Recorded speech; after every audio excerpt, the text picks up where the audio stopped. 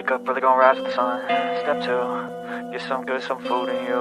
Step 3, think real hard about what you wanna be. Step 4, everybody just do your thing. Wake up, today's gonna be a good day. Wake up, today's gonna be a good day. Wake up, today's gonna be a good day. Wake up, today's gonna be a good day. Wake up, today's gonna be a good day. Wake up, today's gonna be a good day. Wake up, today's gonna be a good day. Wake up, today's gonna be a good day. Yo. Set your affirmations, aspirations. I got shit to do, the aftermath of preparation. Good food, good mood, blood in circulation. One step at a time, yeah, that's how you make it. Set a goal you control and the steps you take them. I try to pick one thought, have some concentration. And if I make a mistake, it's called education. I try to do this every day, call it replication. Wake up, today's gonna be a good day. Wake up, today's gonna be a good day. Wake up, today's gonna be a good day.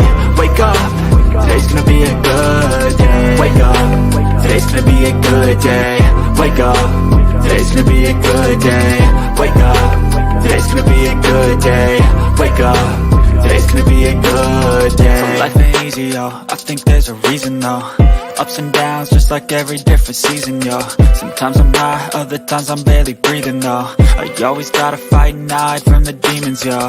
Negative thoughts are poison, they rot. Head full of flies, so here come the clouds. They'll never stop unless I can swap all the bad for the good in my head when I'm lost. Yeah, so I'ma fake it till I make it. Positive thoughts are overtaken, I got patience. One day at a time is how you operate a cadence. A flow, you grow, you show yourself a foundation. Stay away from all the shit that causes temptation. I know that I like to do it cause it's sensation. I live my life in my head like a narration. Don't expect greatness, do my best, man, I'll take it. Wake up, today's gonna be a good day. Wake up, today's gonna be a good day. Wake up, today's gonna be a good day. Wake up, today's gonna be a good day. Wake up, today's gonna be a good day. Wake up, today's gonna be a good day. Wake up, today's gonna be a good day. Wake up, today's gonna be a good day. Wake up, really gonna rise with the sun. Step 2, get some good, some food in you. Step 3, think real hard about what you wanna be. Step 4, everybody just do your thing. Well, I don't give a shit. Because if people don't like me because of the way I talk or think, that's their business. See what I'm saying? That's their business. Like, it's your business. I ain't mad at you if you don't like me. I don't give a fuck. Like, you know, it's your business. It's not my business. The question is why do people care? Well, I'll tell you why. Because they need your validation. They want you to like me because they don't like themselves. So they're looking for everybody else to validate their value. Am I cool? Am I good? You like me? Did I make it? Am I right? Huh? You know, I don't do that.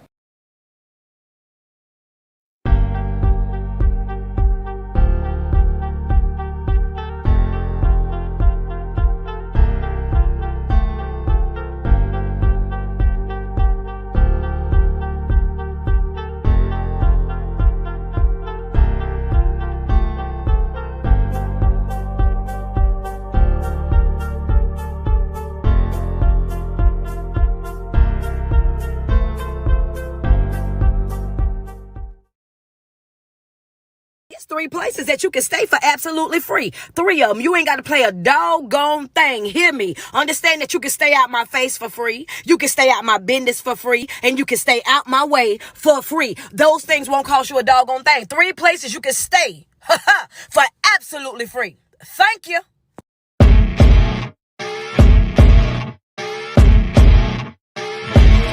As you wake up in the morning, you want to find the latest, greatest information about criminal cases and have an intuitive conversation about the suspects associated with these cases. Head over to the Bullhorn Betty channel on YouTube.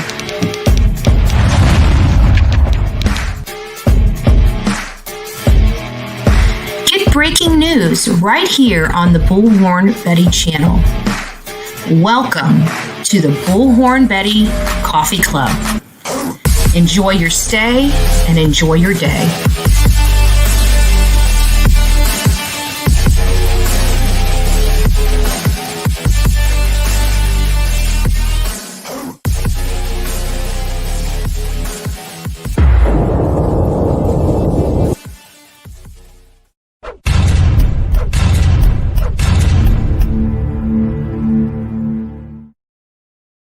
Well, hello, guys. If I look exhausted, it's because I am just that. Yesterday, I woke up. Before I get started, I just want to let you guys know, welcome to the members and the subscribers. This is a drama-free zone if you guys have not got the message. We do have haters, and that's okay. They can hate from afar, but we're not bringing it into my house. But I did want to say hi to Serena. Amy M, did you get dinner and warmed up? Didn't get dinner. We had a lunch. We had a large lunch because we had just pulled into town and we were starving. So we ate, and then we went out to the property, and then we just got back here. We're just kind of winding down. Olivia's editing. Well, she's out getting us some drinks right at the moment, but she is editing her videos. She's going to be going live around 8:30. So this is going to be right about a 2-hour live tonight.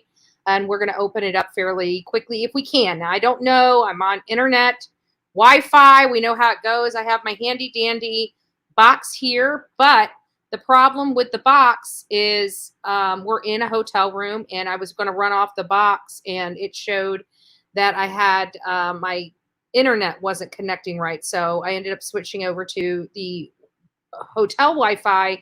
And that's what I'm on right now. So, yes, we are getting warmed up. Olivia's getting us some drinks. And then she's going to edit some videos while I'm on this live. And then she's going to go live. And we're going to pretty much be done.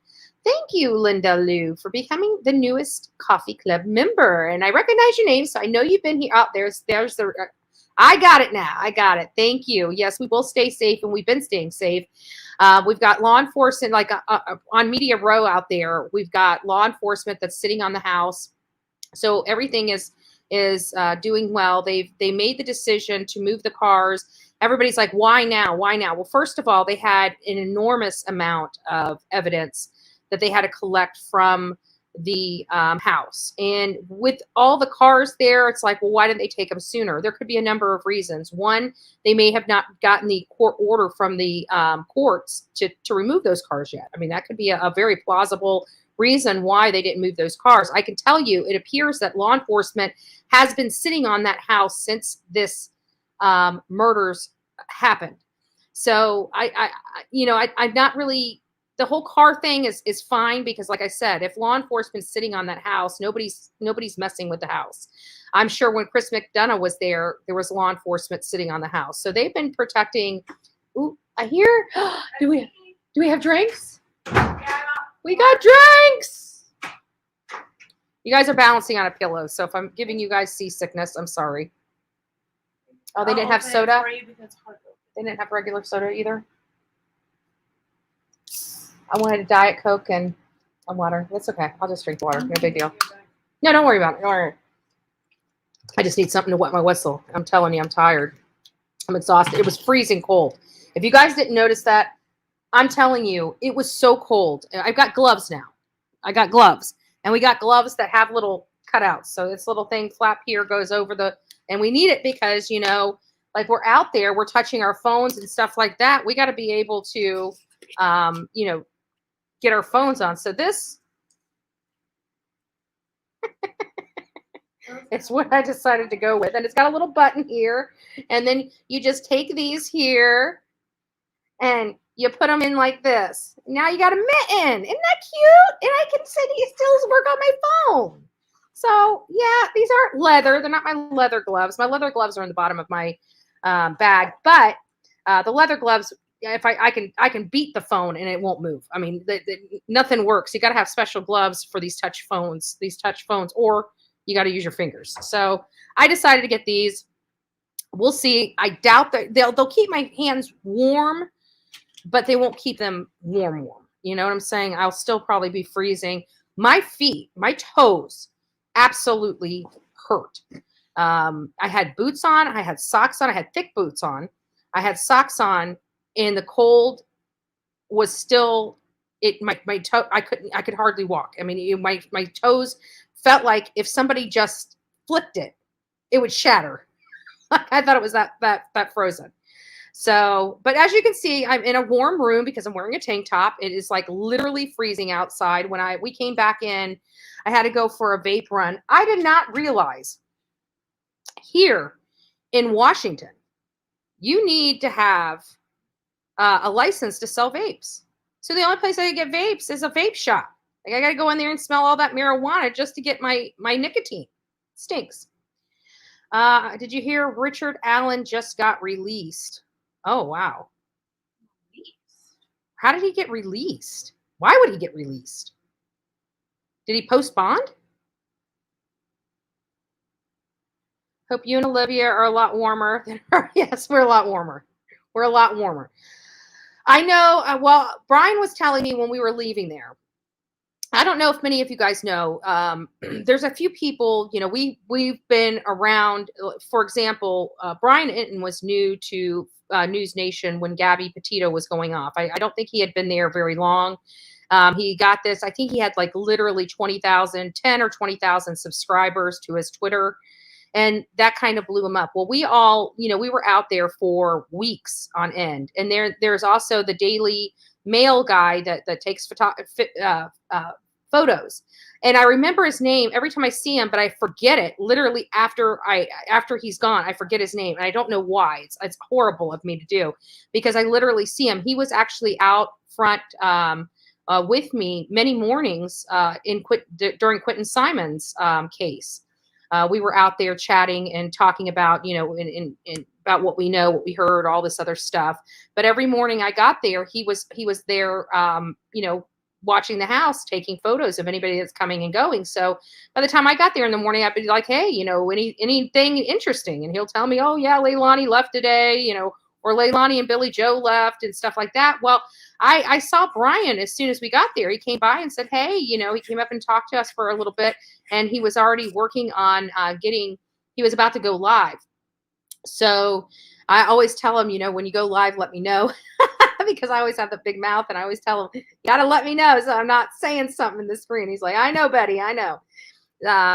But he's out here, and, you know, he has the luxury because he's got a TV, you know, a crew. Like we've got me and Olivia, but he's got a crew. So while his crew is out there in the freezing cold with the cameras on the house, he's inside the truck staying nice and warm, right? We don't get that luxury out there. Like Olivia's taking photos and I'm keeping you guys all entertained while we're, you know, discussing this horrific case. My perspective has changed since being out here. I have to be honest with you.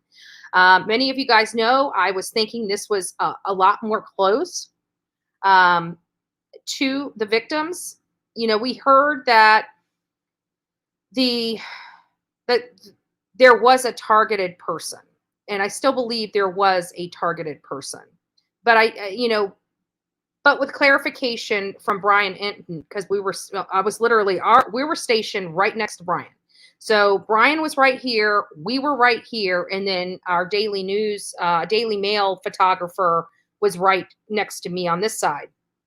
And so I was able to eavesdrop, and I actually turned the camera. I don't know. Oh, thank you. I'll get to you guys in just. Thank you, Christina. I appreciate the super sticker. I'll get to you guys in just a second and pull those up when I get down there because I'm already behind by about 20 minutes. So just bear with me, and I'm behind the chat about 20 minutes.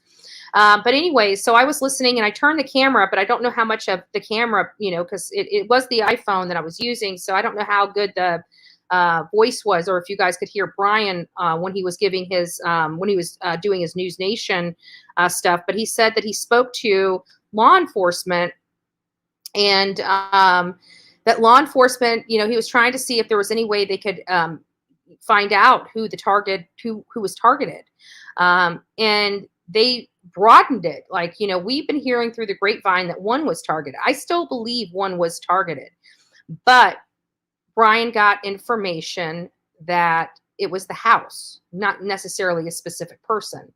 I don't know how confident I am with that, but it is possible.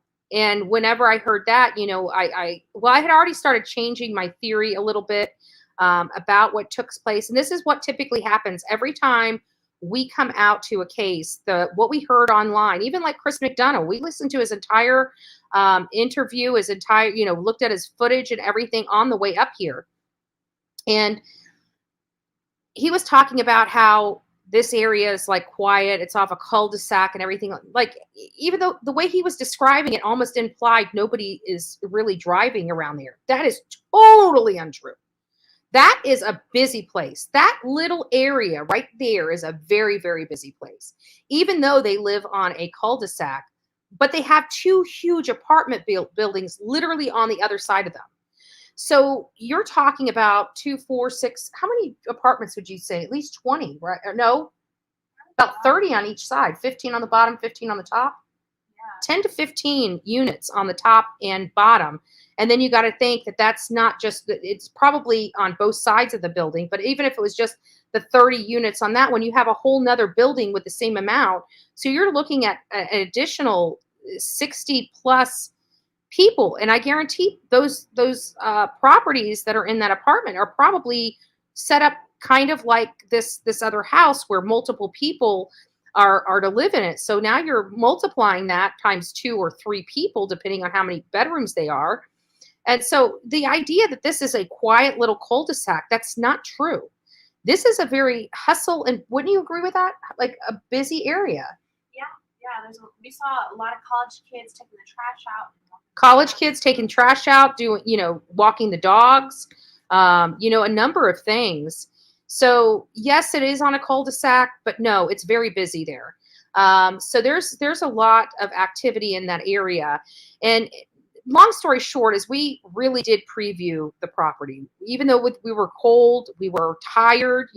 Olivia and I didn't even get into our room last night until about 2:30. And we had to wake up at 5:15 this morning and get on the road. And we didn't arrive into Mascow until right about noon. And we ate about between 11 and noon. And we were out there on the scene about 12:15, if my calculations are, accurate.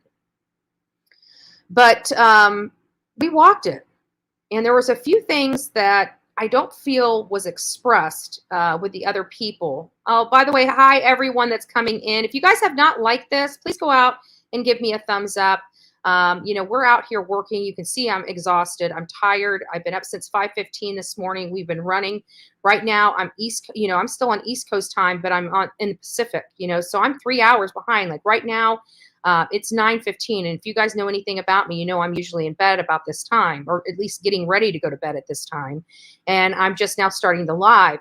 And we have to get up before dawn and go back out and start getting set up.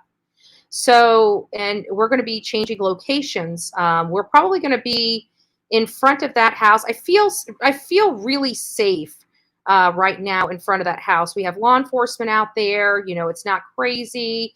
We're here in a professional capacity reporting, and it gives me a level of comfort. I've already spoken to the detective that was out there. I've already spoken to some police. We're going to be going to the police department tomorrow. Because there's a couple things. We already know people on YouTube are probably calling law enforcement to let them know how despicable this crazy woman is, right? And they try to attack the fact that I have now my own press badge, and they keep going down this trail of me not being legit. I'm legit. I'm sorry, but when Brian Inton acknowledges you, I don't know how much more you need to know. Period. These are multiple cases I've covered. I've been on Media Row on many of these cases, sitting right next to the media professionals, because that's what I am. And whether or not people want to acknowledge it or not, they're going to have to eat it. They can call here all they want and say this, that, and the other. They can't do that anymore. They can't do that anymore. They can, but there's nothing law enforcement can do about it. Nothing. They're wasting their time and energy, but they still do it because they're sick in the head. And Angela, I am talking to you. I am talking to you, Angela. Not that any Angelas that are in here. She knows who I'm talking about. She even tried to say, I sent a package to Mexico. Okay. So you're intentionally trying to cause problems with me, my business, and how I go out and earn a living. Okay. Well, I hate to tell you and hate to burst your bubble. You can't do that. So don't tell me you're for the law when you're breaking the law.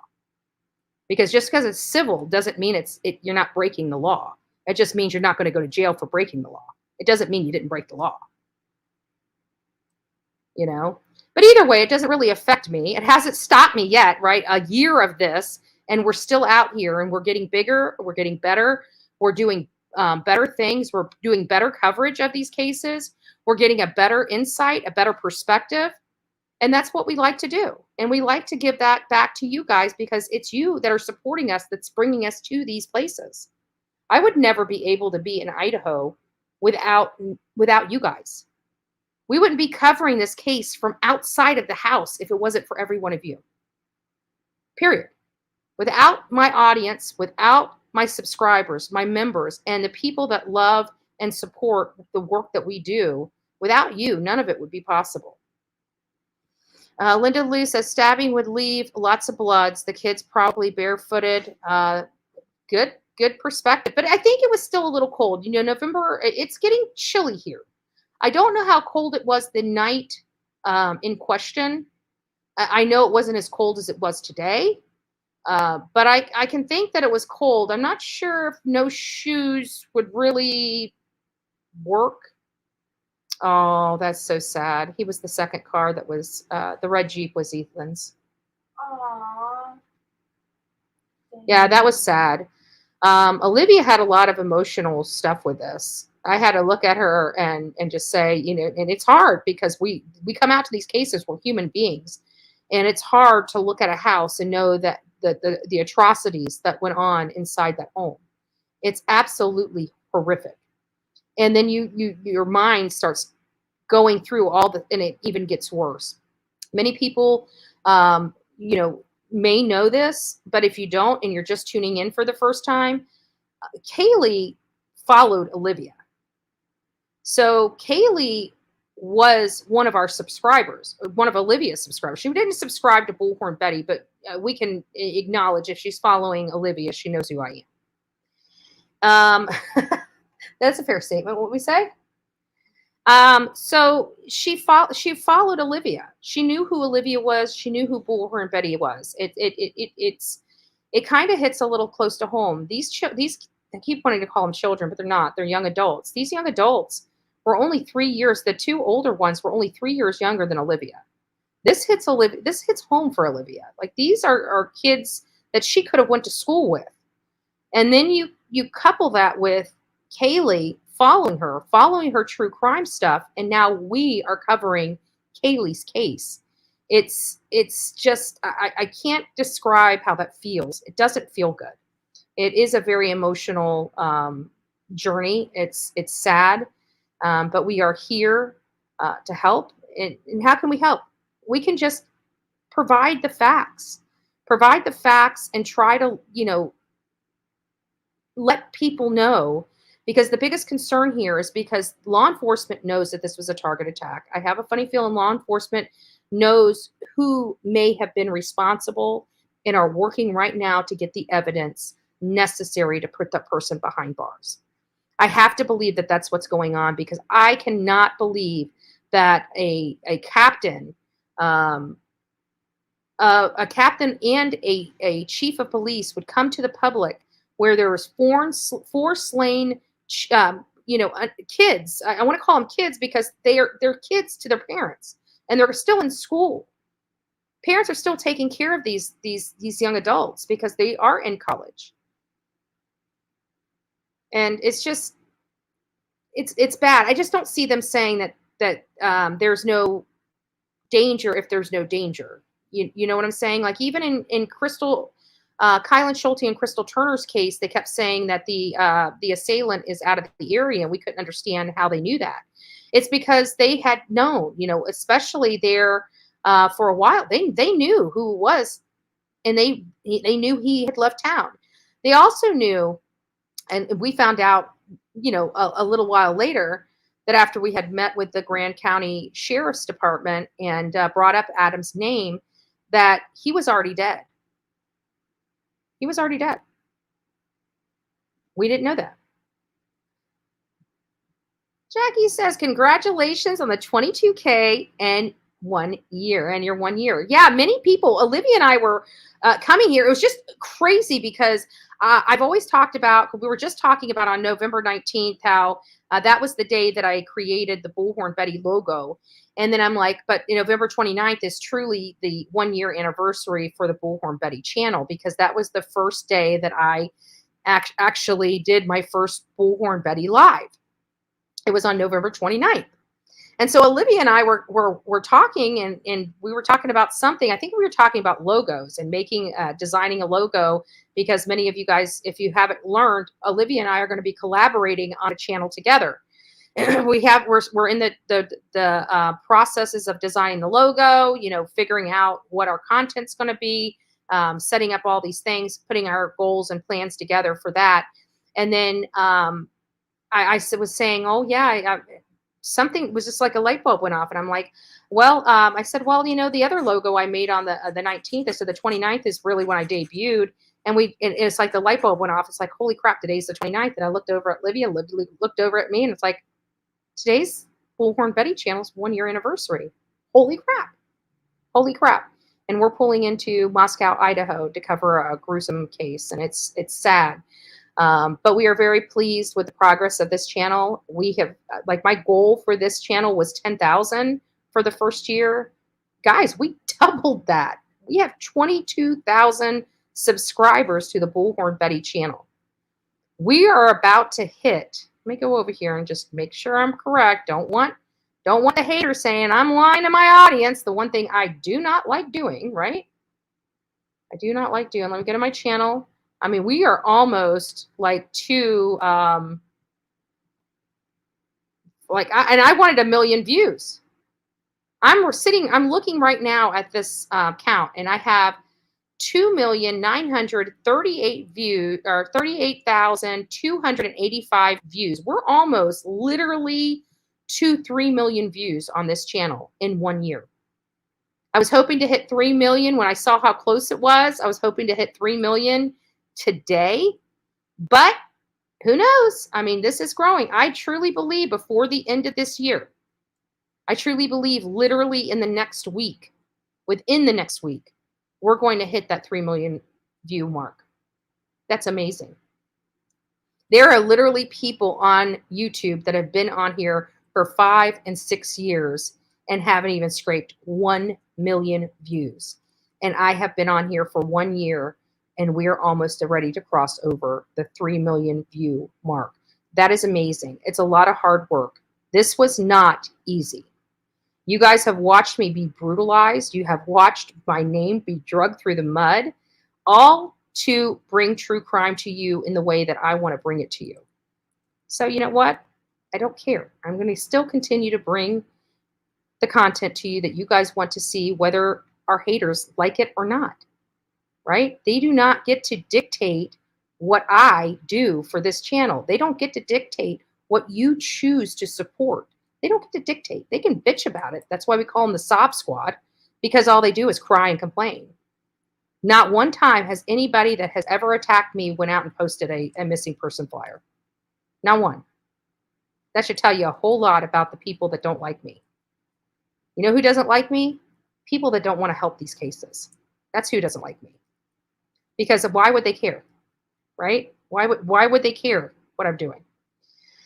So I knew it. Dolly was right. Dolly's serial killer. I'm not to the serial killer yet. So let me go over the theory, some of the things that changed my perspective on this case. I truly believe, now that I saw the property, now that I see how it's set up, now I see the points that could potentially be for an assailant to enter the home, then I remove all the things that we know an assailant wouldn't do. Anything that's going to be difficult, they're not going to do, right? They want something that gives them the stealth that they need. They want to be undercover. They don't want people knowing that they're there. They're using a knife, not a gun. A gun would have done the same exact thing. The problem is it would be loud, and people would be walking out of their house. So there is a phase of planning that went along with this, consciously or subconsciously. Is this something that was brainstormed or hatched in somebody's brain, and there was a triggering event that just put what was going on in their brain into motion? I don't know. Was the person intoxicated that did this? I don't know. But what I do know is, it seems to me, looking at that whole place, that back door, either the windows or the sliders, would have been in the most opportune place for that assailant to get into that home. I truly believe the reason why law enforcement is on the backside of that home is because it had evidentiary value. I believe that the assailant came in that way and it exited that way. I don't believe that the assailant came through a window on the front of that house or through that front door. And there's a lot of reasons why. And one of the reasons is there's just too much activity out there. Out the front, too much activity. You got an apartment across the street. You got the apartments to the side. The only place that gives you that ultra exclusive, area is literally directly behind the house where I showed you on my live. If you guys haven't seen it, we had a live. I think it was only an hour and a half. You can scroll through it. When I get to that house, we actually walk around that house. Not totally because I was freezing. Tomorrow will be much better because we will be dressed appropriately to handle whatever we need to handle. We're still going to be cold as hell. But at least we will, have different modifications to help us out. The hand warmers, the hot hands, the gloves. I'm probably going to put additional layers. I've got a sweatpants that literally goes, I'm not even going to wash them because it goes over my clothes. It is just to keep me warm. It's almost like a blanket, except it's worn as pants. They're like extra large, so I can literally put like 3 or 4 different pants on and then put that over it. I'm a Florida girl, okay? We layer. We learn to layer because, we're not used to the cold at all. Like it gets 60 in Florida, we're freezing. That's cold to us. I'm down here, like we went through 12-degree weather. Like my brakes didn't really want to work. Like I drove slow. I made sure I was careful. We arrived alive. Didn't we?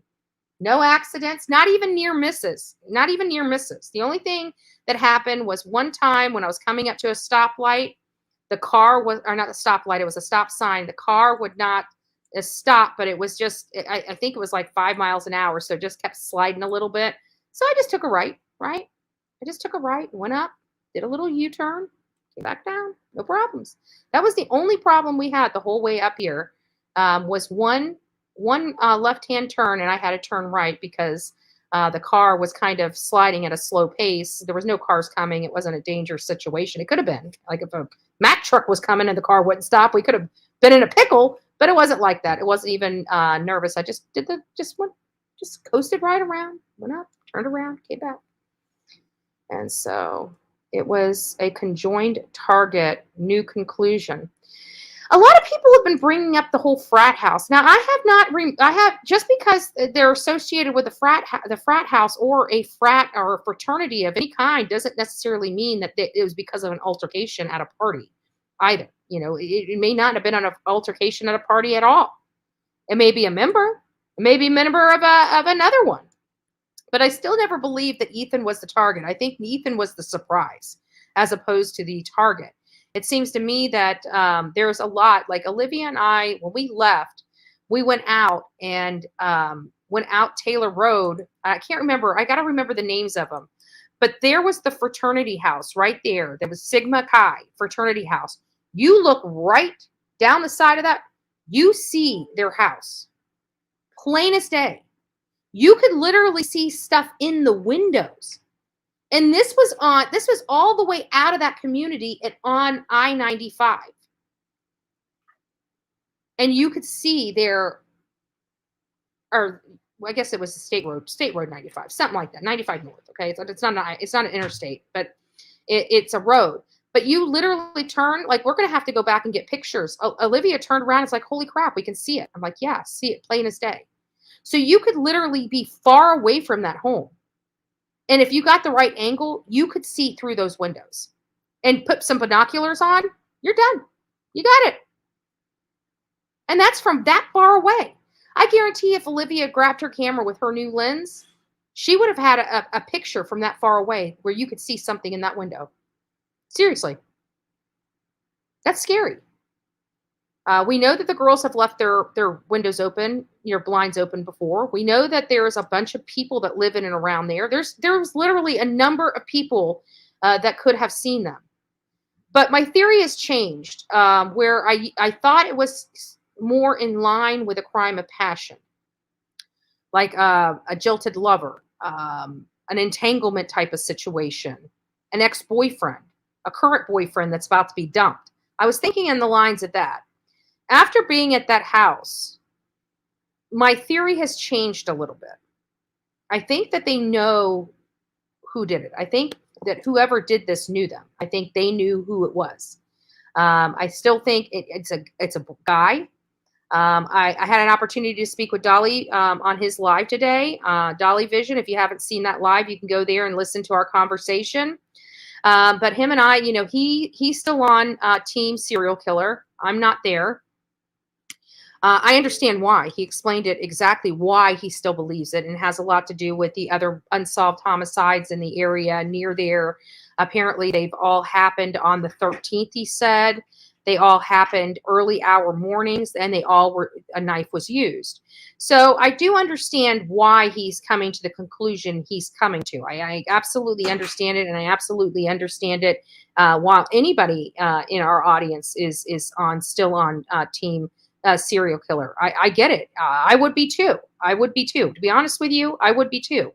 However, the only reason why I'm not is because I really just don't believe it. Like, in my gut, it's like everything's lining up that this could potentially be a serial killer.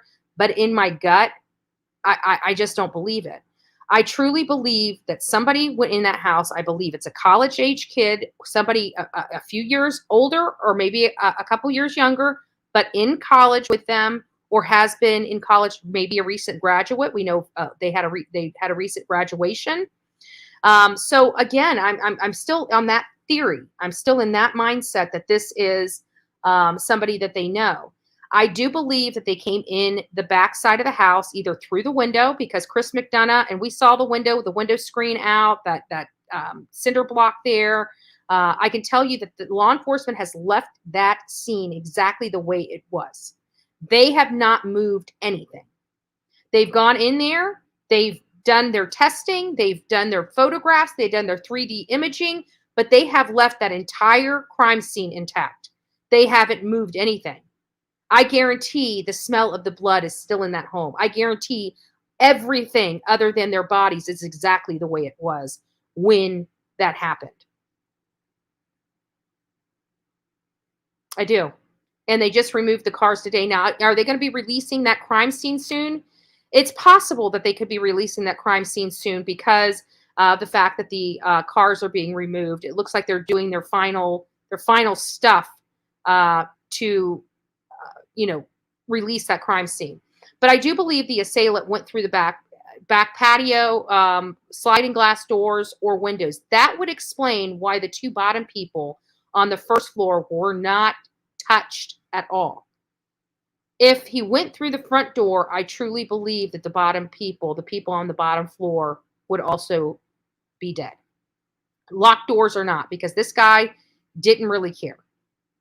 I believe he would have kicked those doors. I don't believe anybody in that community would have even been wise enough to even know that anything happened at that time of morning.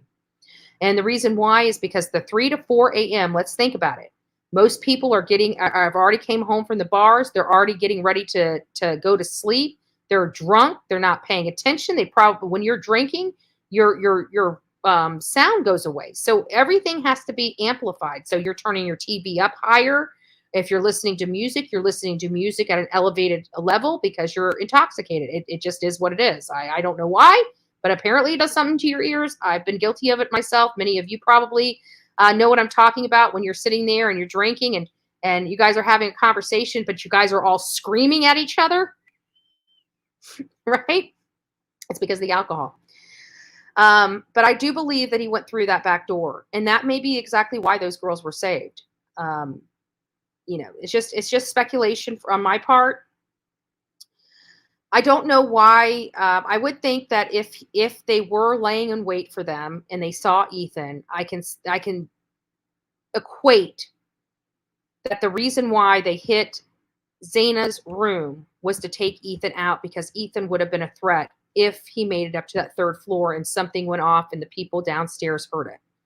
I don't think that originally that Zaina may have been a target, and they may have actually passed her room had Ethan not been there. I really think Ethan was the surprise. I think he was the problem, and I think he was a problem that needed to be eliminated. But in order to eliminate him, they would have to eliminate Zaina. So I think that's kind of how that may have went into play. But the person I'm looking for is somebody that knows them, that is very angry, very, very angry. This is not to me, this is not a boyfriend girlfriend type thing. This is not a, a petty work issue. This is somebody that was disgusted with them, whether it was Maddie or Kaylee or both. Hated them. Didn't like what they looked like, didn't like what they may have. It could have went from a rejection, but I don't think it was a recent rejection. I really don't. We talked about the girls' boyfriends. Those girls were very beautiful, model beautiful, right? And they were with these guys that really didn't, I don't know. I mean, I'm not, and again, I'm not being disrespectful. It's just young girls, they're vain. And, being in a college and a university and being that pretty, you have to imagine that many people probably hit on those girls on a daily basis, whether it's right or wrong. And you're like, oh, guys will be guys, right? It's no excuse. Women don't deserve to be harassed nonstop to date them and stuff like that because of their looks. However, this is a university. Many do that. It's not just one or two. It's many of them. Many of them do that.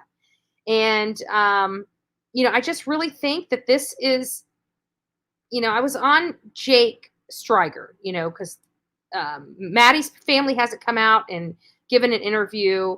They definitely haven't been fighting or advocating for Jake like Kaylee's parents did for Jack. So, naturally, I think, could it still be? Yeah, it still could be Jake, but he's kind of further down on the list now that I've been out of the property. I don't know why I'm feeling that this is not an entanglement and a love affair type of situation. At first, hearing it from the outside and listening to all these reports, that's the place that I went to first is, it's got to be a lover. Who can be this angry at somebody unless it's not a lover, right? You just don't have these issues. Then I started thinking maybe it's Kaylee's job. Kids were fighting for the job and maybe they thought she got it because she was pretty, not because she was smart. Those are things that teenagers say and do and go through. So it is possible for that. But when I get there and I look at this, there's no way that this person did not know this area. None. There is no way that this person wasn't submerged in that entire community. None. And here's why. Because this person just didn't know the comings and goings of the people in that house. He knew the comings and goings of that entire community. You can't pull this off without knowing the comings and goings of that entire community. This is somebody that has lived there, that has been there, that has that knows. I wouldn't be surprised if the person hadn't been in that very particular house. There's entirely too many close places to that home. That home sits, and you got a house over here, you got a house here, you got an apartment here, and you got two apartments right next door on the other side of the road. And they're very close together. So there is no way, even if there's no way that they would be able to pull this off only knowing the comings and goings of the people in that home. They had to know the comings and going of everybody. What they generally do when this person typically is at work, this is somebody that has been seen. I bet you anybody, when this person comes out, they're going to be like, oh shit. I really believe it's going to be an oh shit moment because it's going to be somebody that they knew, that people have seen in this community multiple times. Could it be somebody from the fraternity, the frat house? Absolutely. Absolutely. People are saying that they do hazings and stuff. I don't know any hazing ritual that requires a K-bar knife and 4 bodies. I've never heard of a hazing. You're more likely to have a hazing where somebody, is supposed to do something stupid and loses their life, as opposed to being butchered. So again, that's why I really truly believe that this is somebody that is not in a current relationship with these people. Could they have been in a relationship with them in the past? I would say they could have had a relationship in the past. Hold on a second. Give me just a second. This is making, I'm not sure what's going on here. Okay, there it goes. Could have been in the past, but I don't think it was in a romantic sense. I think it was in a friend sense, or a what do kids do? They get in groups, like a group set, where you get in the group settings and stuff like that. But he definitely had a hatred. I don't think it was a situation where the person, if I can't have you, nobody can. It doesn't seem like that situation. Being there and seeing that house and seeing all these obstacles that would interfere with committing a crime like this, and seeing that he was able to commit this crime. This is a person that was determined and that had a lot of hatred.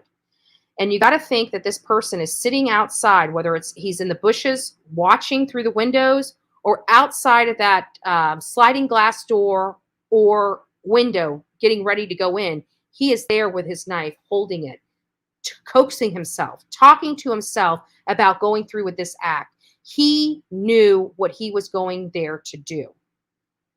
He had planned it in his head. I don't know at what point it went from being planned in his head to actually be put into action. He could have just thought about this the day before or 2 days before, and there was a triggering moment, and he just flipped the switch and grabbed his knife and just sat there and waited until they got home. But this is I no longer get the vibe, and that's what it is. I have no information. Thank you, Jenny Lou. Thank you. I have no information, no factual information that's making me change. No more factual information than I had before to make me change how I feel about this, other than me visiting this house and me being out there and the vibe speaking to me. Seriously, it is just that, because I'm sitting here now. I'm forced to process this entire scene. I'm forced to process and think of what would this suspect be doing. If I'm thinking he's young, college age, I'm thinking he's never killed before, and he's about to go in and brutally attack these people, what would that be over? And there's a few things that it would be over, and then I'm processing it a little more and a little more, and it's coming very clear that Ethan wasn't supposed to be there that night, and Kaylee was truly only visiting her BFF to show off her new ride and to go out and have a good time with her, and they went back. Kaylee lived there at one point, but according to her mom, she was pretty much moved back home. So she was not even expected to be there.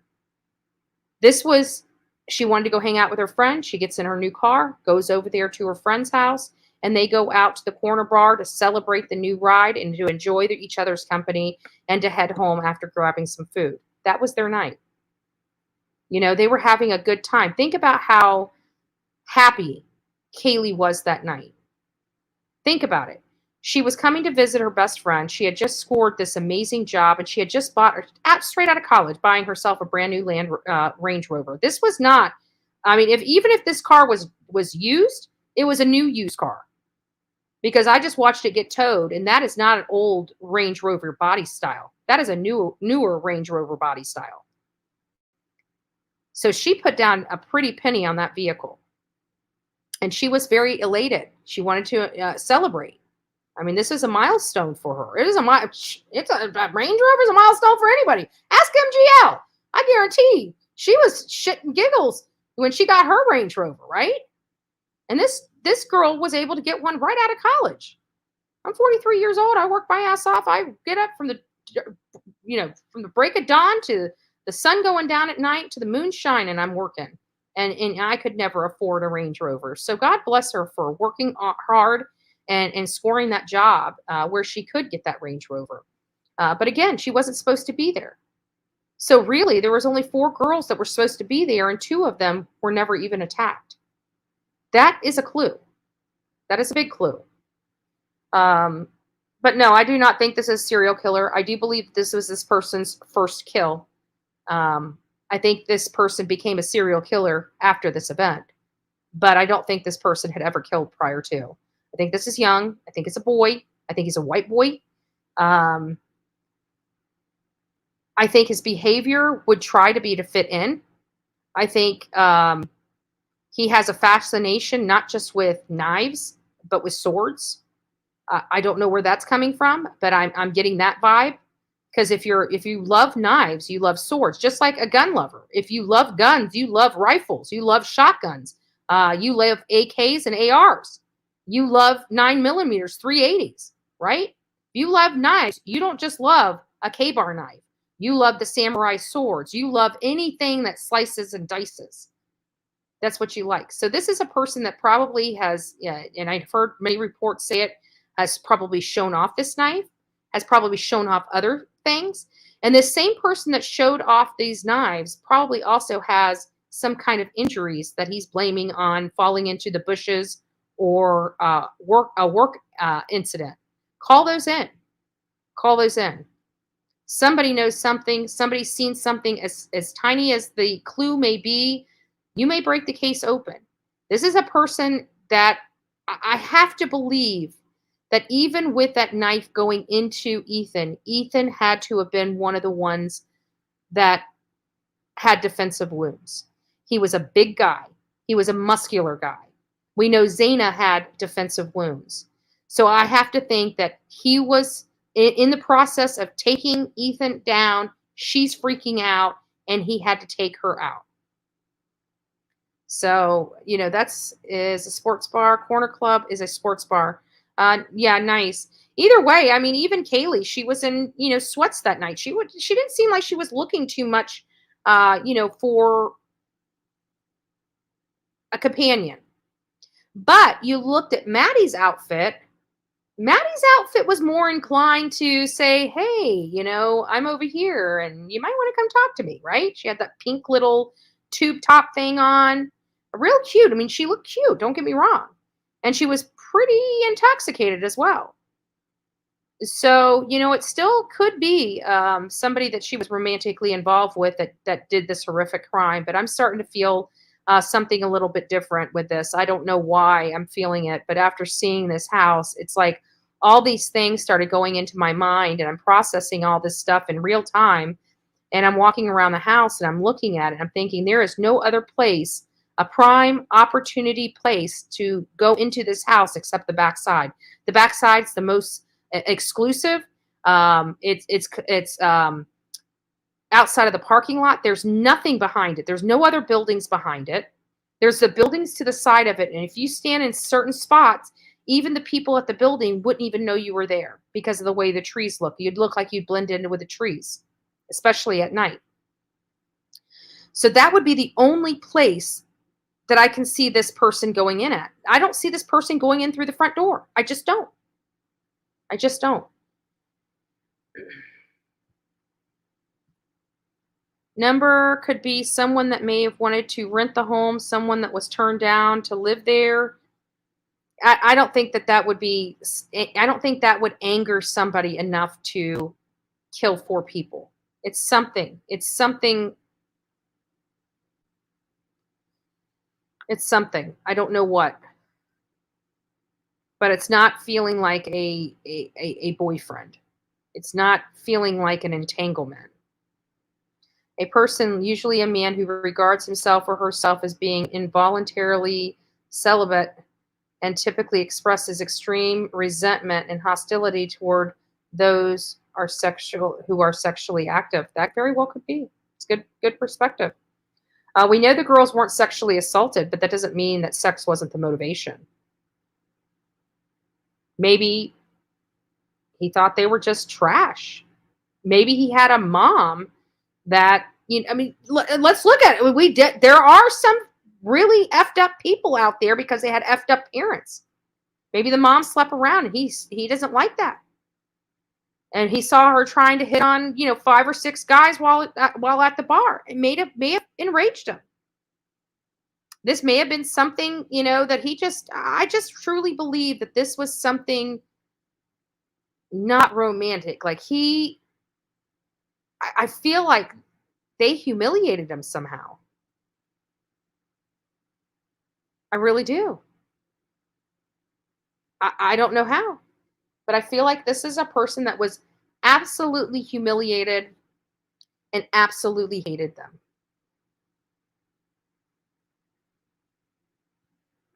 I bet it was planned to match the address of the house to the date of the killing. Address 122. Murders happened 12222.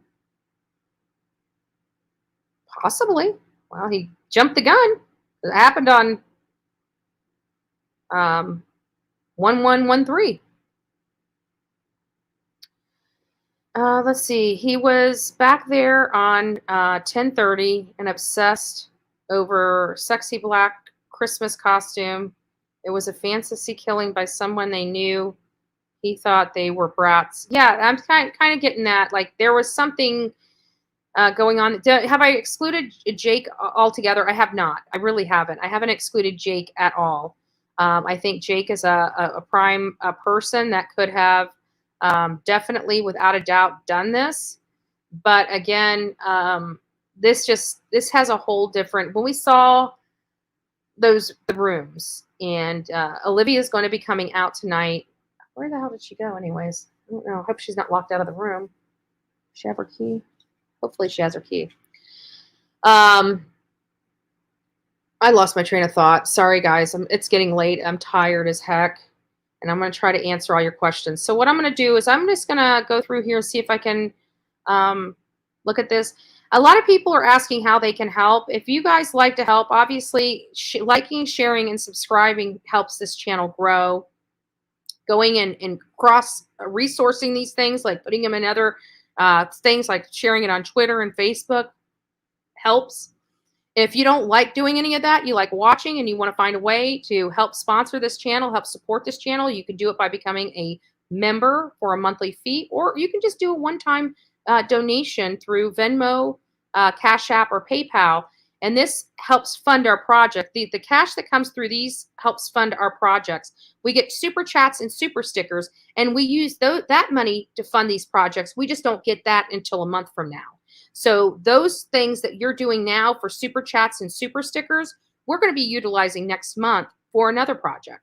So just to let you know, anything and everything is beneficial here.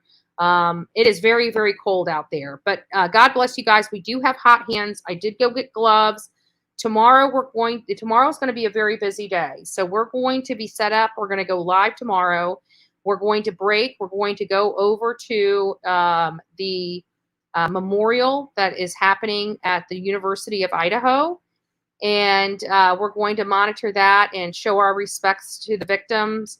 I hear that there may be some family there. I'm going to try to see if I can get a microphone up there because I have wireless microphones. That would be nice if I can just clip one on. I'll see what I can do about that when I get there. We'll play it by ear. And then tomorrow night, if I'm doing good and I'm not just completely utterly exhausted, I'd like to go walk that area at night, pitch black. We'll have lights for when we're done walking, I'll have a light, a flashlight on me while I'm walking, but we're just not going to use it. And I want to get a good perspective of what it looks like there at night. Now, we're not going to be out there at 3 and 4 o'clock in the morning, of course, but as soon as the sun goes down, I can tell you at 5:30, it was dark here. 5:30 here is 8:30 East Coast, my time. So right now it's going on 7, so it should be 10 o'clock on the East Coast. So not by yourself. Oh, no, it'll be me and Olivia. I mean, there's nothing by ourselves out there. There's still an officer at that house. There's an officer around the clock at that house. So I don't have to worry about it. I'm not going to be concerned. And quite frankly, I don't feel like this person is going to commit another act like this in the foreseeable future. Now, with that being said, if this man is not arrested, will this happen again? I believe so. I believe so. If he is not taken off the streets soon, I do believe it will happen. It may not happen in 6 months. It may be another year. It may be another year and a half, another 2 years. But if he is not taken off the streets, it will happen again. And he will probably use the same method that he used for these because he knows it works. Because he knows it works. Miss Robin, I can't see you, love. I can see her. There she is. Nice to see you. And by the way, my mods are amazing. We've got over 1,400 people in this chat. They have a hell of a job to do because, I mean, think about it. They're modding the Bullhorn Betty channel. Nobody gets any kind of hate like we get over here on the Bullhorn Betty channel. But if we're getting hate, that means we're doing good, right? Because they wouldn't even be focusing on us if we weren't doing good stuff, if we weren't doing all this great work, God's work. They would have nothing to say. I wouldn't even be a topic of their discussion. But they know we do good work, and they know they can't stop us. So they try to run circles trying to cause as much problems as they can, but they don't realize everything they've done has never caused me one problem. It really hasn't. Think about what they've done. They've really done nothing that has caused me a significant problem. They haven't. And every time they try to stop me, I just work right around them. That's the difference between idiots like them and professionals like me. When I am met with an obstacle, I go around it or go over it. When they're met with an obstacle, they cry about it. Big difference. Big difference. Yeah, and I got way more subs. Absolutely. Absolutely. They tried like hell to keep Bullhorn Betty and this channel down, but I mean, all they did was make people want to look. Just like you guys go over there. That's why I don't ever say their names. Because I know that the same way I acquired a lot of subs is by them saying my name and people coming over here and saying, what do they hate this woman for? And then people come over here and it's like, she's actually giving legit information. Oh my God, she's actually factual. Oh my God, she was right. Oh my God, she was right again. Oh my God, she was right again. We got a great batting average over here. And you know what? That is a good recipe for having trolls. If you get a great following, you're growing, you're building a channel, and you're doing good work, that is a recipe to have every hater you can possibly muster on YouTube, because all they want to do is destroy you because they could not do it. They can't do it. They will never be able to do it. Never. Ever, ever, ever. Even when they put my name in their stuff, they don't get over 600 people in their room. And that's a good night for them. It's sad. These poor victims. I don't understand why at this point. It almost seems like this person wouldn't have had another opportunity as well. Why right before the holidays? What was the triggering event? Could it be because this person may have been graduating? You know? It almost seems like, why then? Why then? There was either one or two things. The assailant situation was about to change and they would not be able to act on it, or something else was about to change. For example, maybe one of the people that were the target moving out of the house. Could the target have been, I always told you, I feel 50-50, you know, whether it was Kaylee or Maddie that was the target. And then we hear Brian Inton say that, you know, maybe it was the house itself that was the target. I don't believe that, because if it was the house itself that was the target, the other two roommates downstairs would not be here. They would also be dead. Can you imagine their parents? I bet you their parents are holding those kids tight. I bet you they have their arms around their kids thinking, thank God. You know, it sounds so horrible because this brutal attack happened to people that they lived with, but you can't quit thanking God so much because your child walked away unscathed. That has got to be a horrific feeling for a parent, to be holding their child and be thankful that their child is alive, while 4 of your child's friends are dead. That is just, I'm getting goosebumps literally saying that out of my mouth. Because you know what? They love their kids. They're not horrible people, but they are absolutely thankful at that moment that it was somebody else's kid. And that's got to, I mean, for all the moral and integrity and character that one person would have, that has got to be one of the worst feelings in the whole world. It really does. Did Olivia make it? Did she get in? She got in. Let's give Olivia.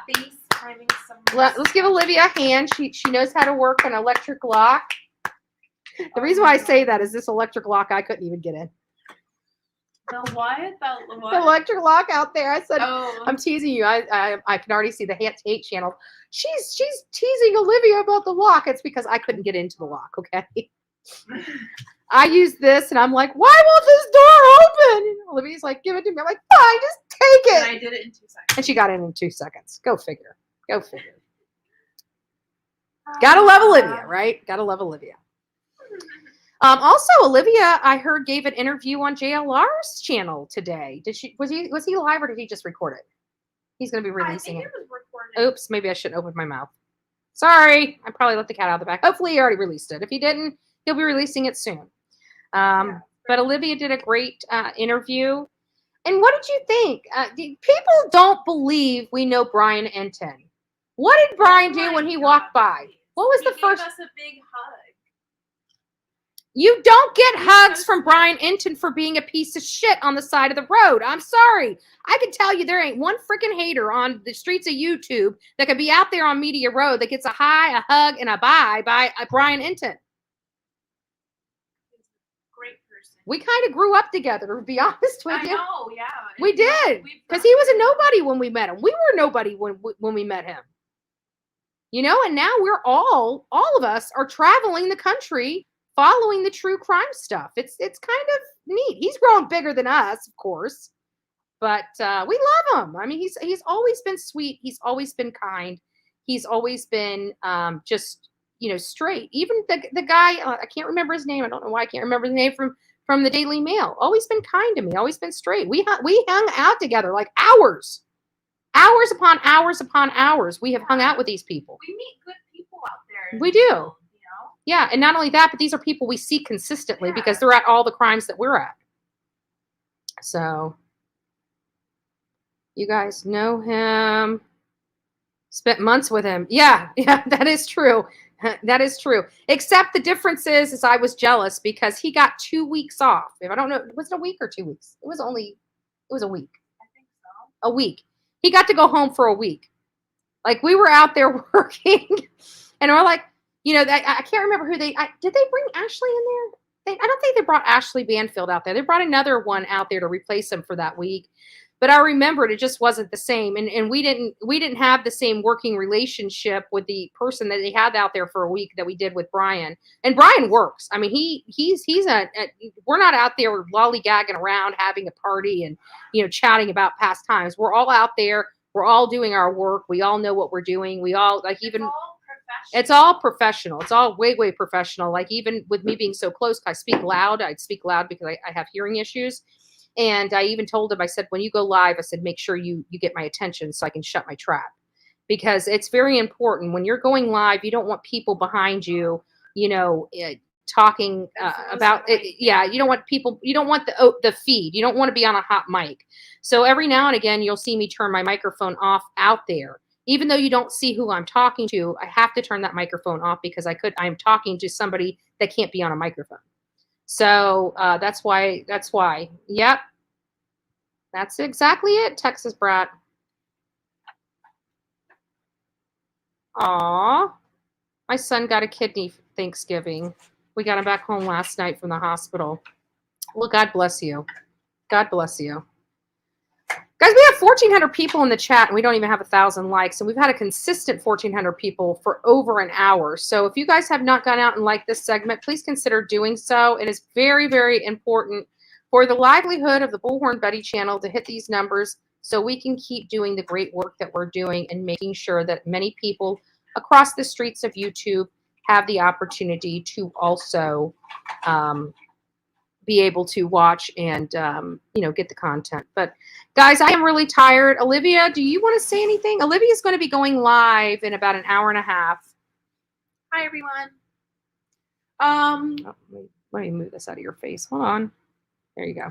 Yeah, so I'm going to be, you can show my face a little bit more. Well, it's because you're not. I was hiding in the corner. I'm going to be going live in an hour and a half. I'm going to be showing you some exclusive photos that I took. Some of them you can see inside the home. I have a new camera. It's a 150 to 500 millimeter. He's got the camera. lens on it. Let me Show him. Yeah, just she needs to show you the lens. Let me turn this up. So I saved up for this. It's my baby. Look at that lens. Look at this thing. That's like a Canon, And baby. It's not all the way Like a up. Canon, not a Canon camera. I'm talking about a Look Canon. at- this is like all the way extended. This thing is It's like bigger than her head. 5 pounds. It's heavy. But it can, the point is it can zoom in super, super far. And I can get details that most people can't get. So it's just really handy to have. And it's going to make things a lot more interesting on my channel. A lot more interesting. But I did get some photographs today that I have not seen any other person have, take. One was very interesting because, and I just noticed this like 20 minutes ago, it's a photo I took of, I think it's Maddie's room, and through the window you can see a door that's like wide open, and on the door there's a red piece of like tape on it. Yeah. But it's just like little things like that that some people find interesting, and I have like a gallery of photos that I will be showing you guys tonight. And as you can see, what she's working on right there is a video. So, yep, she's going to be going live. Olivia's not playing. Go, Olivia. I know. Right? Yeah. She could see me from a mile away with that thing. And today it was crazy because she walked away. She never likes us leaving or separating, And so I figured she must have went back to the car. So I walked all the way back to the car, and I'm like, Olivia's not here. Holy crap, where's Olivia? I'm not, for that split second, I'm freaking out. I'm like, where in the world can Olivia possibly be? So I'm walking back, and I'm literally scanning everyone and everywhere. Like, I'm looking between houses. I'm looking here. She was just up on the drive and around the house taking some photos, and I didn't see her go up that way. So when I was coming back to the camera, I did see her. So I put eyes on her, and I knew she was safe. So that split second of panic went away. But, we're going to be panicky a little bit out here. We do know that 4 people literally on the other side of the road of where we're standing were killed and killed viciously. And we're right there. And we know that it could be literally anybody. And the weird thing was, and listen to this, there was like a white pickup truck that came down the road. And it was just, I don't know why. And I vaguely remember the guy's face, but he did a weird U-turn thing. And he seemed, I I saw that. It was a snowmobile. No, it was no, he was in a truck, a pickup truck. Yeah, no, it was a pickup truck.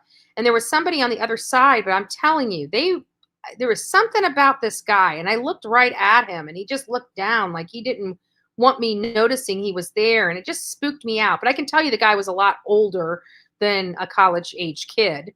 And of course, my theory is it's a college-age kid. But it's still, I took notice of it. And that always makes me weird because I never take notice of anything, like ever. I like my ex-husband, he could walk through Walmart and find $1 under like a rack of clothes. You know what I'm saying? Like he had this eye where he's seen, kind of like mom, Olivia's mom. You take her anywhere, she's gonna find something. Like she's. I'm never observant like that, and it's. I need to get observant, especially because the stuff we cover scares the crap out of me. but I'm not. I'm not an observant person. I don't really pay attention to my surroundings. I'm like many of you guys. The only time we start paying attention to our surroundings is when a horrific accident happens.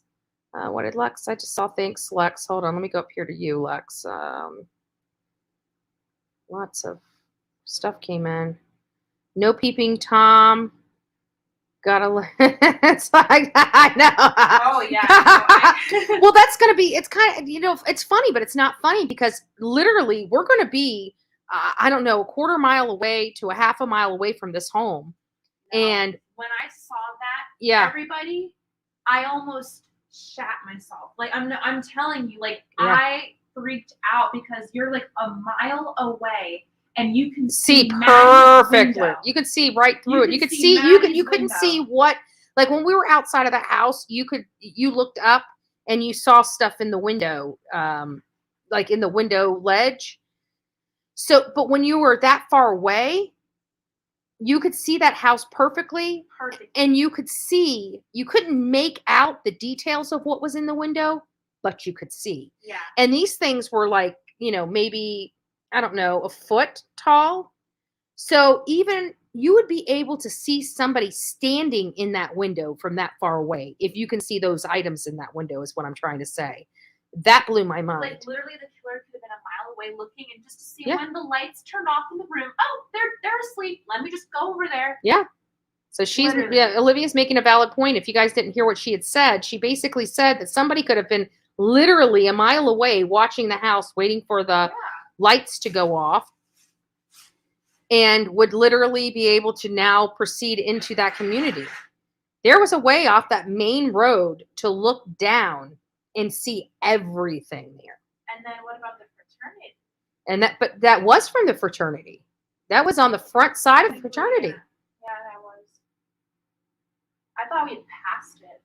Yeah, we did. We did pass it, and you could look down and see the angle that way. But it was a little different. But we're gonna stop there tomorrow and capture that and show you guys.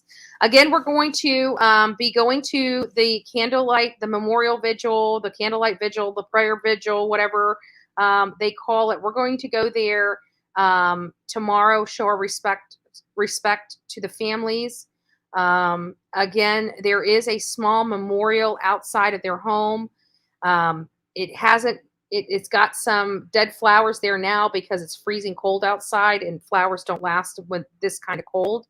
So those have already been, but there's no balloons or anything else like that. And I can tell you law enforcement is working very, very hard to maintain the integrity of this crime scene. They still have not released this crime scene. It has not been released. But with them removing the cars, this is a step closer to them finally releasing the crime scene. We'll see where it goes. Hopefully we get some more information tomorrow. Let me just check here and see if there's any updates on, let me see if there's any updates on the stuff here. This is from the 29th, the 28th, and the 27th. I don't think I did the 28th, which was yesterday because I was traveling all day yesterday. So it basically, let me see if I can just share this screen and we'll just read it together. Hold on a second.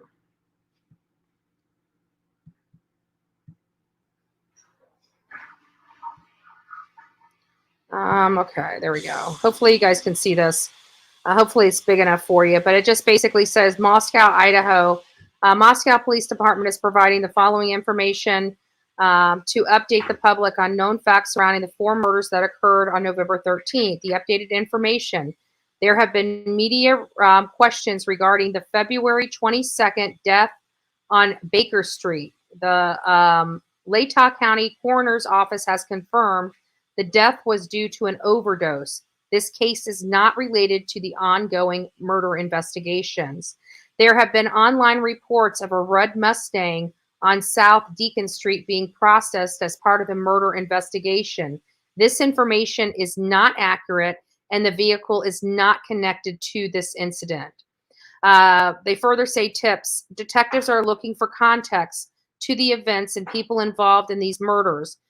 To assist with the ongoing investigation, any odd or out of the ordinary events that took place should be reported. Our focus is the investigation, not the activities. The reason why they're saying our focus is the investigation and not our activities, and not the activities, is because even if the activities were criminal in nature, they're telling people, please don't let that prevent you from telling us what this is about. You know, we're the murder police. We're not the drug police. We're not the alcohol police. We're not the, broke into your house and stole something police. We are the murder police. And that is our only focus on this. So they want any information, and they want to make sure that, they're not interested in charging people with any illegal activity, if it can help this case, this murder investigation. So please, if you do have any information, please reach out to the tip line at 208-883-7180. The tip email is tipline@ci.mascow.id.us.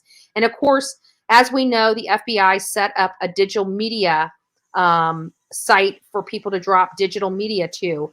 The last time I heard, the digital media was up over 260 pieces of digital media actually that has gone to this FBI website.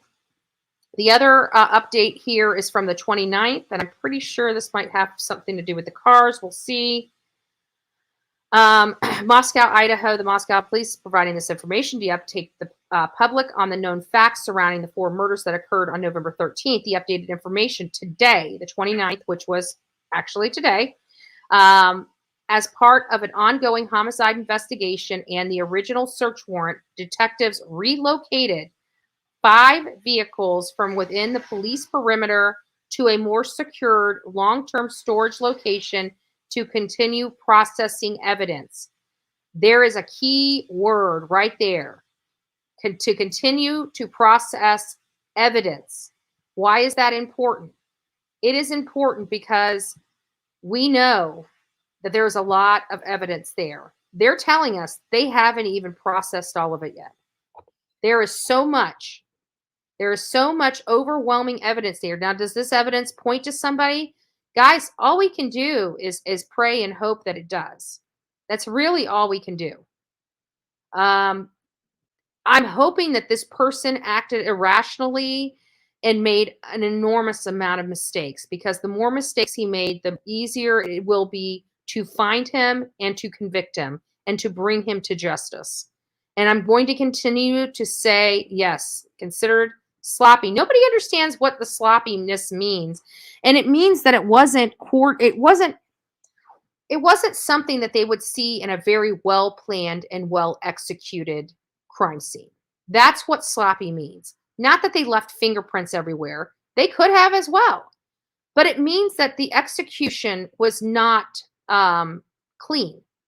Yeah, not like the execution of people. No, the execution of the what am I looking for? The execution of the actual act, the planning of it. So what I'm trying to say is that somebody is planning this, whether they actually wrote this down on a piece of paper that this is how they were going to handle this, or they did it upstairs and there was a triggering effect that made them push that plan into action. But I'm saying that this was not, this didn't go as planned. I don't think any of this went as planned. By the way, Justice for All, how are you doing, love? Justin, Olivia says, don't come over here like all that. Make sure you're out of the... Of course, I'm not going to show myself on screen. Girls. The things that Betty sees. The things that Betty sees, nobody should see. No, just... Oh, he says, hello, Olivia. Hi. Olivia, go. I'm the peeping. She's a peeping Tom. She's a peeping Tom. You are a peeping Tom. I stalk. I'm just I love to He is caught for sure. What does it say? Too many victims. They fought, but yeah, I think they had to have fought back. I think this guy, if he's not going to be at the candlelight vigil or the prayer vigil memorial for the kids, if he's not there, I think it's because he's got too many injuries. He's got to heal up. I think that the injuries would probably, people would know. because I anticipate this person. I mean, let's be honest, this guy could have a broken nose and black eyes. We don't know. We don't know what happened. What we do know is that people fought back. There's defensive wounds on some of the victims. For whatever reason, I just keep thinking the sum is Zaina and Ethan. I don't know if the girls upstairs put up a fight because they were obviously intoxicated.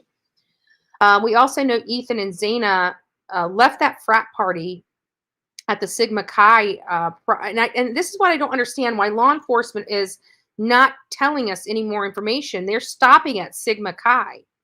And I don't know why, because according to the timeline, Ethan and Zaina only stayed there until 2,200 hours, from 2,100 hours to 2,200 hours.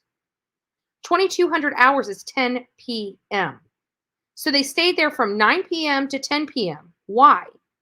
We hear that law enforcement at 3-something in the morning was called out to the Sigma Chi fraternity for some kind of drunken, disorderly call. I'm not sure what the information is. I'm going to be pulling those documents while I'm here. Hopefully tomorrow I can find time to carve out to go to the police station to do that. But still, even at 3 a.m., it sounds to me like at that time, Ethan was in the process of being brutally attacked, or just before he was in the process of being brutally attacked. So you have some Yahoo across the street doing something that caused law enforcement to get there. People think that that's connected to Ethan somehow, and it may, but I just don't see how, because he had already been home. And where was he after 10? Where did he go? Where did him and Zaina go from 10 o'clock to 1:45 when they got home? I have yet to hear that information, and nobody's brought that information forthcoming. Is that a clue? Is that why law enforcement is withholding that information and only letting us know that they went to the Sigma Chi party? Are they waiting for somebody to turn in some digital evidence to show Ethan and Zaina at a different party or in a different area? Could they have run into somebody? Everything's on the table. But anyways, guys, I just want to tell you, I do appreciate each and every one of you. I want to thank you guys all for spending your time with me. I'm sorry I'm so exhausted. I did say we were going to turn this on, open up the panel tonight, but we only have 30 minutes, and it's going to be too difficult for me to do that tonight.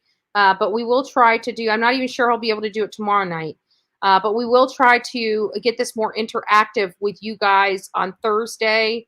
Maybe tomorrow morning when I go live. We'll see. We'll see what we can do out there. Again, I'm going to be cold. It's bitterly cold out there.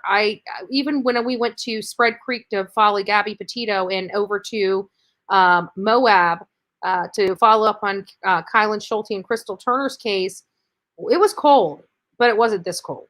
Like I have never, like I couldn't feel my fingers. Like I could feel them on my face, but I couldn't feel my fingers. I couldn't push a button. I couldn't hold, like, it was weird. I couldn't grip anything. I had no feeling in my fingertips. Crazy. So anyways, guys, go over to Chronicles of Olivia. She is going to be going live in an hour. She'll be live at 8:30. She's got a lot of stuff that she wants to show you guys, so you do not want to miss this. This is exclusive content. This is exclusive photos that you will only get with Chronicles of Olivia, because she's got a Canon on her Sony. That's why. A Tamron. A Canon. No, I'm saying a Canon, like a Canon. Boom. Canon. Oh! I thought you meant like a Canon. Like no, I'm not talking about the name brand of a camera. I'm talking about an actual Canon. Yeah. She has a Canon on her camera, on her Sony.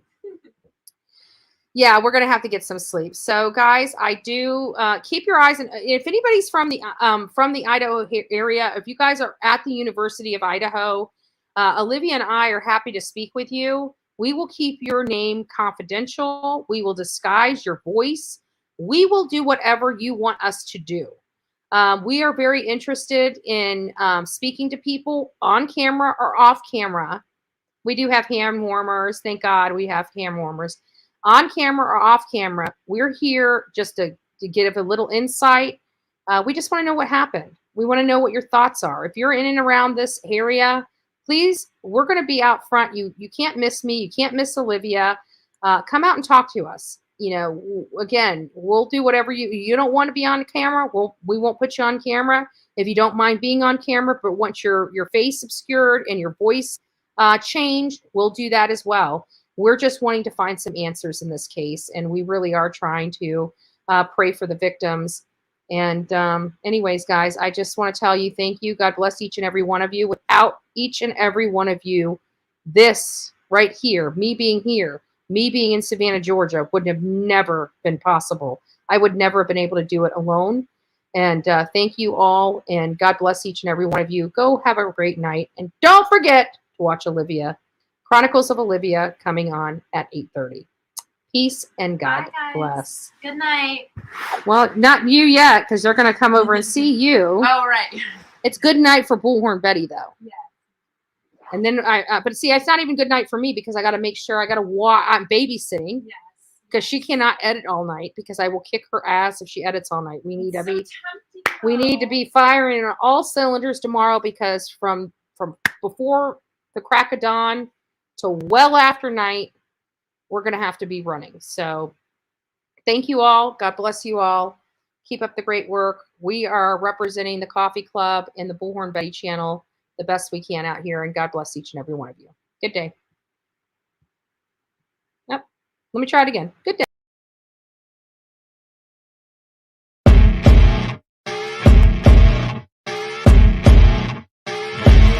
As you wake up in the morning, you want to find the latest, greatest information about criminal cases and have an intuitive conversation about the suspects associated with these cases.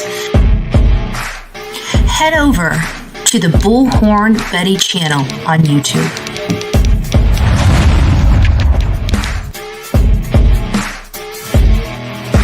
Get breaking news right here on the Bullhorn Betty channel. Welcome to the Bullhorn Betty Coffee Club. Enjoy your stay and enjoy your day.